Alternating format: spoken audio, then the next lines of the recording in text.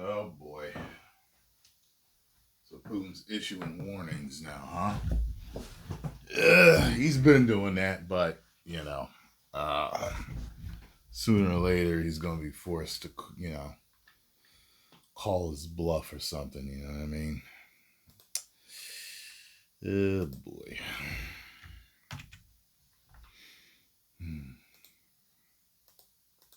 Well, though, meanwhile, the Kremlin is lashing out at the U.S. and our allies after President Biden gave Ukraine the go-ahead to fire the long-range missile that we've provided deep into Russia. The missiles are targeting Russian military sites that are used by Russians to savagely attack our ally Ukraine. Russian President Vladimir Putin with this warning about the use of those missiles. We consider ourselves entitled to use our weapons against military facilities of those countries that allow their weapons to be used against our facilities. I recommend that the ruling elites of those countries that are hatching plans to use their military contingent against Russia seriously think about this. Rebecca Koffler, strategic military intelligence analyst, former Defense Intelligence Agency. So does that mean we will start getting attacks on our American soil, on our bases? Official joins us now. Rebecca, it was good to see you. You know, many say President Biden should have given the green light to use these long-range missiles long before to push Putin back and help Ukraine. What do you think will happen now that Ukraine is using them and Putin retaliated, in a sense, by using this new hypersonic missile? So we war gamed this scenario, exactly this scenario back in the intelligence community.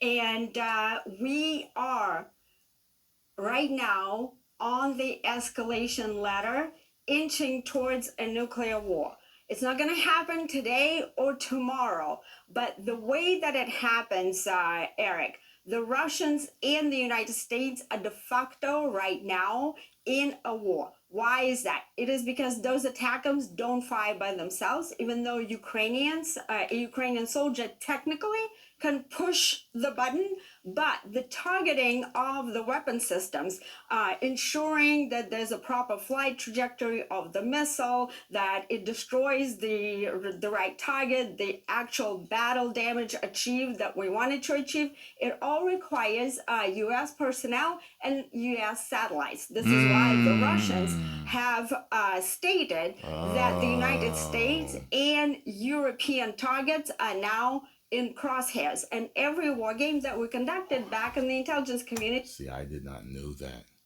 I thought it was just like, here you go. Use them. That's what I thought.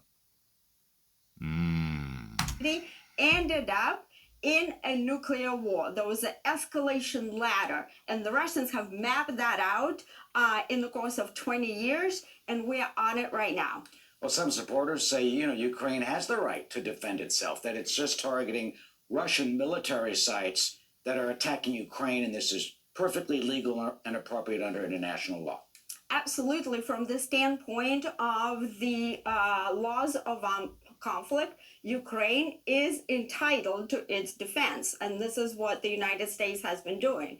But there's a rational approach, and then there's an irrational, a senseless one. And President Biden himself, just 2 years, he told his DMC donors at the fundraising event in New York, he explained that the reason why he was not providing those strategic missile systems at the time in quantities and needed for Ukraine to actually make a difference on the battlefield is to prevent World War III. Biden also said that the threat of nuclear Armageddon is real. And so what he has done is a 180. So it's unclear right now why he's doing it, but whether he's trying to walk us into this war, yes, absolutely. We know why. There's a difference between the right and between the actual reality. And the reality that we are in, we are inching very steadily to the unthinkable that was gamed out by the U.S. intelligence community,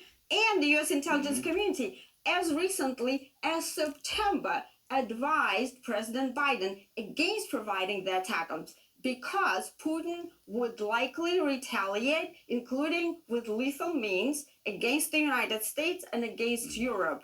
saying nothing about Ukraine. Ukraine is being destroyed right now. Well, at the same time, they've been holding back Russia. He's taken about 18% of the territory.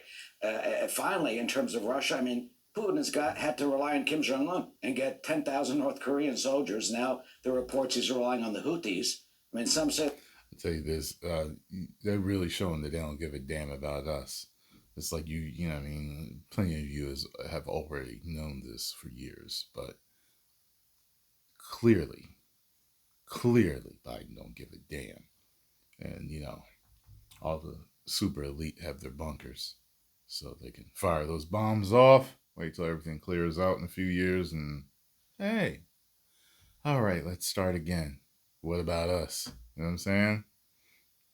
The Russian army has been decimated. They've had hundreds of thousands of losses that without a loss of an American life, Allies have basically whittled down and practically destroyed the Russian army. So I respectfully disagree with this characterization, Eric. You know, I'm a former intelligence officer. My intelligence assessment, and it is shared by multiple experts, is that no, the Russian army has not been decimated. In fact, the Russian army, from the standpoint of combat potential, which is calculated by a combination of weapon systems, armed forces, the capacity of military-industrial complex to reproduce, to scale up, and defense economics, Ukraine is massively outgunned and outmanned. The Russian military-industrial complex is right now working on a 24/7 basis, 3 shifts a day, pumping out those missile systems. Why is that? It's because Putin has transitioned the Russian military and economy on a wartime footing 7 years prior to invading Ukraine. And I personally briefed NATO, Obama's White House, National Security Council, STRATCOM, EUCOM, and all of these key pieces of the U.S. national security community about what was coming, right, at the highly classified level. And yet, what the Pentagon has decided to do is use Ukraine effectively as a human shield to protect the Europeans who didn't want to pay for their own security. And finally, quickly, it seems like a standoff. How do you think this will end? What do you see happening in the next year? Well, hopefully, President Trump will come in and settle this. He is the only president that Putin fears, the only U.S. president, for multiple reasons. One of them is the U.S. Russian intelligence designated Trump as unpredictable, which means that when Trump negotiates, the Russians will not be able. One thing people don't like is unpredictable. Unpredictability makes you feel unsafe To tell whether he's bluffing or not, because the Russians are in excellent position to negotiate, the Ukrainians are not. But we have 60 days still when Biden, has his finger on the nuclear button, and Biden, multiple experts designated him as cognitively impaired. So we're in a very perilous situation. Well, that's not exactly fair to say that, and others say that he's been able to maneuver this appropriately without a loss of American life. We'll see what happens. Rebecca Koffler, good to see you. Thank you. Likewise. Arthel? Wow.